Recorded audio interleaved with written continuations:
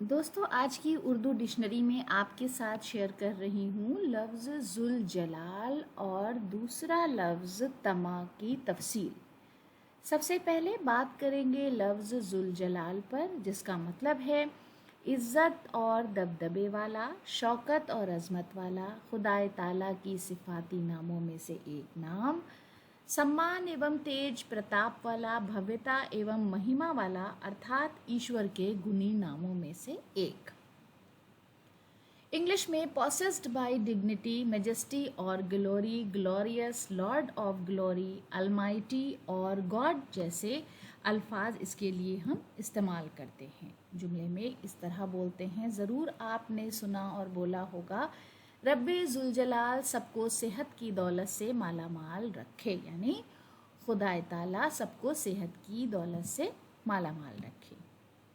ریاض حسن خان خیال کا ایک شعر ہے، شہنشاہ تو ہی ہے اے ذوالجلال، تیرا بندہ قیصر ہے مغفور ہے۔ اس کے بعد لفظ طمع، جس کا مطلب ہے بے لگام آرزو، لالچ، ہرس، بہت زیادہ خواہش اور ہوس۔ لوبھ، لولپتا، آشا، اچھا اور ابھیلاشا، گریڈ، ایویڈیٹی، ڈیزائر، ایمبیشن اور ویمن جیسے الفاظ اس کے لیے ہم استعمال کرتے ہیں۔ جملے میں استعمال ہے، طمع زر کی خواہش کرنے والا ہمیشہ بے چینی میں گرفتار رہتا ہے۔ طمع زر کیا ہے؟ طمع کا مطلب ہے، آپ جانتے ہیں کہ جو خواہش، لالچ، ہرس ہے، اور زر کا مطلب ہے دھن و دولت، زیور، یعنی وہ چیزیں جو قیمتی ہیں، تو ان کی لالچ اور خواہش رکھنے والا ہمیشہ بے چین رہتا ہے۔